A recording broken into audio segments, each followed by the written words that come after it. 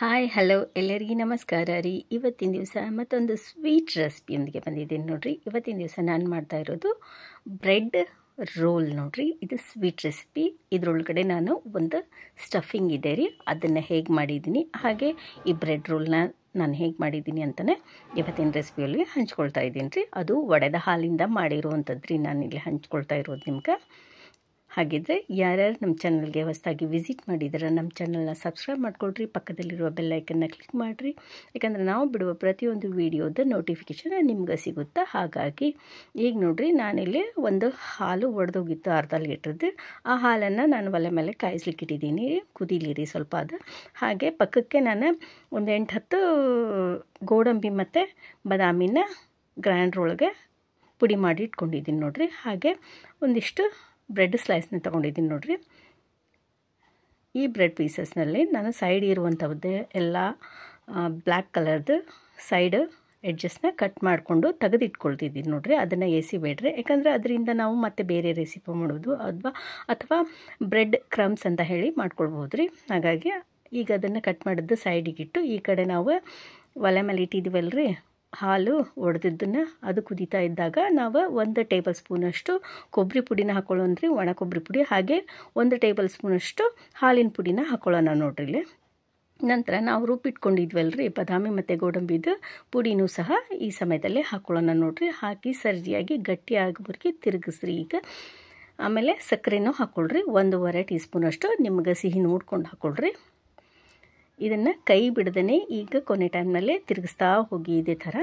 ನಂತರ 1/4 ಟೀ ಸ್ಪೂನಷ್ಟು ಏಲಕ್ಕಿ ಪುಡಿನ ಹಾಕೊಳ್ಳೋಣ ನೋಡಿರಿ. ಇದು ಕೊನೆಗೆ ಇಷ್ಟೆಲ್ಲ ಹಾಕ್ಕೊಂಡು ಇದು ಸ್ವಲ್ಪ ಗಟ್ಟಿ ಆಗುವವರೆಗೆ ಇದೇ ಥರ ತಿರುಗಿಸ್ತಾ ಹೋಗ್ರಿ, ಇಲ್ಲಾಂದ್ರೆ ಹೊತ್ತೋ ಚಾನ್ಸಸ್ ಇರುತ್ತೆ. ಹಾಗೆ ಸ್ವಲ್ಪ ತುಪ್ಪ ಹಾಕ್ಕೊಳ್ರಿ, ಇದು ಬೇಕಾದರೆ ಹಾಕ್ಕೊಳ್ರಿ, ಆದರೆ ಇದು ಶೈನಿಂಗ್ ಬರುತ್ತೆ, ಹಾಗಾಗಿ ಹಾಕ್ಕೊಳ್ಳೋದು ಒಂದು ಚೆನ್ನಾಗಿರಿ.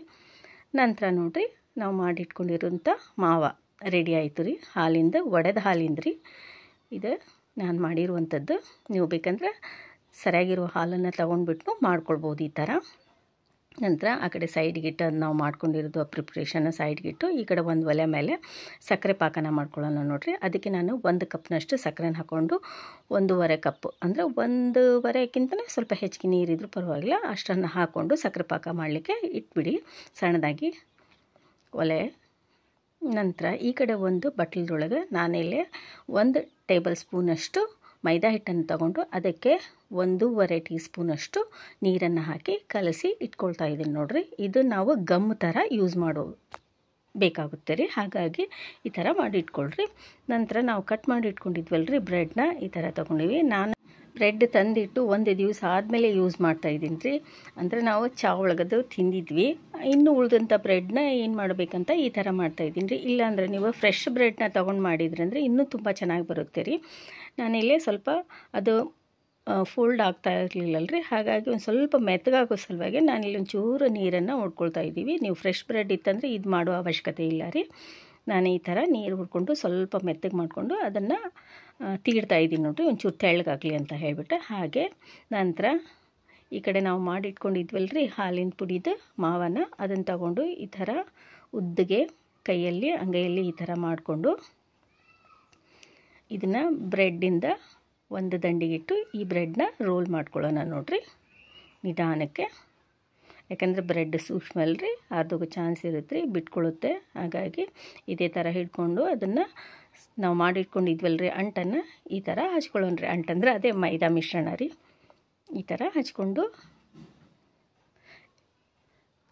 ಅಂಟಿಸ್ಬಿಡೋಣ ನೋಡಿರಿ. ತುಂಬ ಈಸಿ ರೀ.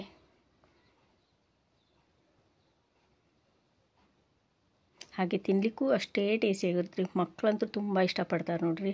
ಇದು ನಿಮಗೆ ಬ್ರೆಡ್ ರೋಲ್, ಶಾಹಿ ರೋಲ್ ಅಂತ ನೋಡಿರಿ. ಇದು ನಿಮ್ಗೆ ಬೇಕ್ರಿಯಲ್ಲಿ ಕೇಳಿದರೆ ಸಿಗುತ್ತೆ ನೋಡಿರಿ, ನೀವು ತಿಂದಿರ್ಬೋದು. ತಿಂದಿಲ್ಲ ಅಂದರೆ ಈ ಥರ ಒಂದು ಸಲ ಮನೆಯಲ್ಲೇ ಮಾಡಿ ನೋಡಿರಿ.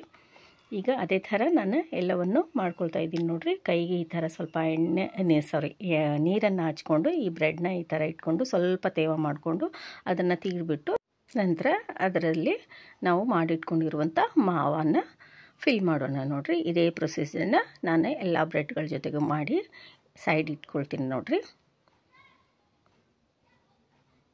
ನಿಧಾನಕ್ಕೆ ಮಾಡಿರಿ, ಈ ಥರ ಅಂಟ್ಕೊಂಡಿದ್ರೆ ಚಾಕುವಿನಿಂದ ಎತ್ಕೊಳ್ಳಿ.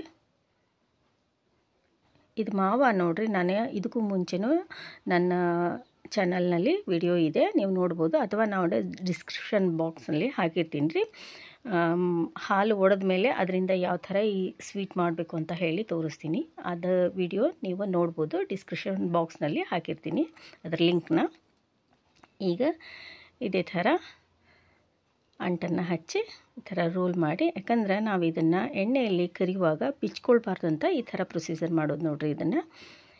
ಆಮೇಲೆ ಈ ಕಡೆ ನಾವು ಪಾಕಕ್ಕಂತ ಇಟ್ಟಿದ್ವಲ್ರಿ, ಅದು ಕುದ್ದು ಸಕ್ಕರೆ ಎಲ್ಲ ಕರಗಿ ಪಾಕ ಆಗಿದೆ ನೋಡಿರಿ. ಒಂದೆಳೆ ಪಾಕ ಬರಬೇಕು ಅಂತ ಏನಿಲ್ಲ ರೀ, ಅಷ್ಟು ಅಂಟುಗಳೋ ಥರ ಜಿಡ್ಡಾಗಿ ಮಾಡಬೇಡ್ರಿ. ಸ್ವಲ್ಪ ಸಕ್ಕರೆ ಪಾಕ ಕರಗಿದ ಮೇಲೆ ಸಾಕ್ರಿ, ಅದನ್ನು ಸೈಡ್ ಎತ್ತಿಟ್ಕೊಳ್ಳೋಣ ರೀ. ನಂತರ ಒಲೆ ಮೇಲೆ ಒಂದು ಪಾತ್ರೆ ಇಟ್ಕೊಂಡು ಎಣ್ಣೆ ಹಾಕಿ, ಆ ಎಣ್ಣೆ ಒಳಗೆ ನಾವು ಮಾಡಿ ಇಟ್ಕೊಂಡಿರುವಂಥ ಈ ಬ್ರೆಡ್ ರೋಲ್ನ ಒಂದೊಂದಾಗೆ ಈ ಥರ ನಿಧಾನಕ್ಕೆ ಕರಿತಾ ಹೋಗ್ರಿ. ಹಾಕಿದ ತಕ್ಷಣ ಮುಟ್ಲಿಕ್ಕೆ ಹೋಗಬೇಡ್ರಿ.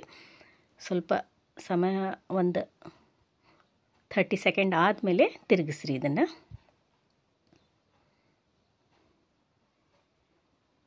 ತಿರುಗಿಸ್ಲಿಕ್ಕೆ ನಿಮಗೆ ಕಷ್ಟ ಅನಿಸಿದ್ರೆ ಫೋರ್ಕ್ ತೊಗೊಳ್ರಿ. ಫೋರ್ಕ್ ಇನ್ನೊಂದು ಸ್ಪೂನಿಂದ ಸಹಾಯ ತೊಗೊಂಡು ತಿರುಗಿಸ್ಬೋದು ರೀ. ಗಡಿಬಿಡಿ ಮಾತ್ರ ಮಾಡಲಿಕ್ಕೆ ಹೋಗಬೇಡ್ರಿ, ನಿಧಾನವಾಗಿ ಮಾಡಿಕೊಳ್ರಿ. ಇದನ್ನು ಮಾಡುವಾಗ ನೀವು ಬೇಕಂದ್ರೆ ಒಂದೇ ಸಲ ಕರಿತಿದ್ರೆ ಅಗ್ಲನ ಪಾತ್ರೆ ಇಟ್ಕೊಂಡು ಒಮ್ಮೆಗ್ಲೇ ಕರಿಬಹುದು. ನಾನಿಲ್ಲಿ ಎಣ್ಣೆನೇ ಯಾಕೆ ವೇಸ್ಟ್ ಮಾಡೋದಂತ ಹೇಳಿಬಿಟ್ಟು ನಾನು ಒಂದೇ ಪಾತ್ರೆ ಒಳಗೆ ಎರಡೆರಡು ಹಾಕಿ ಕರೆದ್ಬಿಟ್ಟು ತೊಗೊಂಡಿದ್ದೀನಿ ನೋಡಿರಿ. ಇದಿಷ್ಟು ಕುರುಕುರು ಸೌಂಡ್ ಬರ್ತಾಯಿತ್ತಂದ್ರಿ. ಆಮೇಲೆ ನಾವು ಮಾಡಿಟ್ಕೊಂಡಿರೋಂಥ ಬ್ರೆಡ್ ರೋಲ್ನ ಹಾಗೆ ನಾವು ಮಾಡಿಟ್ಕೊಂಡಿರುವಂಥ ಸಕ್ಕರೆ ಪಾಕ ಇತ್ತಲ್ರಿ, ಅದು ಎರಡೂ ಸ್ವಲ್ಪ ಬಿಸಿಯಾಗಿದ್ದಾಗನ ಇದರೊಳಗಡೆ ಒಂದೊಂದನ್ನು ಹಾಕಿ ಈ ಥರ ಡಿಪ್ ಮಾಡ್ತಾ 1-2-3 ಸಲ ತಿರುಗಿಸಿ ಹಾಕ್ತಾ ಹೋಗಿ. ಎಲ್ಲವನ್ನು ಒಮ್ಮೆಗ್ಲೆ ಹಾಕಿ ನೋಡಿರಿ. ನಾವು ಮಾಡಿಟ್ಕೊಂಡಿದ್ದ ಪಾಕನೂ ಸಹ ಇಷ್ಟು ಕರೆಕ್ಟಾಗಿದೆ ರೀ ಮೆಜರ್ಮೆಂಟು. ಯಾಕಂದರೆ ನಮಗೆ ಸಕ್ಕರೆ ಪಾಕ ಉಳಿಬೇಕಾಗಿಲ್ಲ ರೀ, ಅದು ನುಂಗುವಷ್ಟು ಸಕ್ಕರೆ ಪಾಕ ಇದ್ದರೆ ಸಾಕ್ರಿ.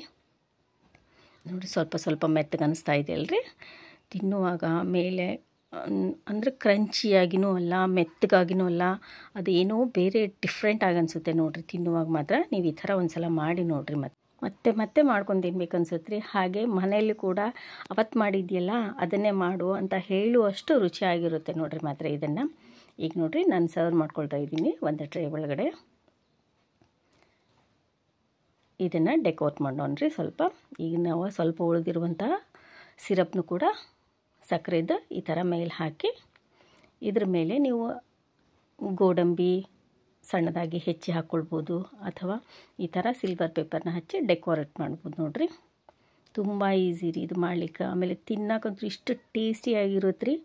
ಈ ಥರ ನೀವು ಒಂದು ಸಲ ಮಾಡಿರಿ ನೋಡಿರಿ, ನೀವೇ ಹೇಳ್ತೀರಾ ತುಂಬ ಚೆನ್ನಾಗಿ ಬಂದಿತ್ತು ಅಂತ ಹೇಳಿಬಿಟ್ಟು. ಹಾಗಿದ್ರೆ ಈ ವಿಡಿಯೋ ನಿಮ್ಗೆ ಇಷ್ಟ ಆಗೈತೆ ಅಂದ್ಕೊಳ್ತೀನಿ ರೀ. ಇಷ್ಟ ಆಗಿತ್ತಂದ್ರೆ ಲೈಕ್ ಮಾಡಿರಿ, ಶೇರ್ ಮಾಡಿರಿ, ಕಮೆಂಟ್ ಮಾಡಿರಿ, ಸಬ್ಸ್ಕ್ರೈಬ್ ಮಾಡ್ಕೊಳ್ರಿ, ಪಕ್ಕದಲ್ಲಿರುವ ಬೆಲ್ ಐಕನ್ನ ಕ್ಲಿಕ್ ಮಾಡಿರಿ.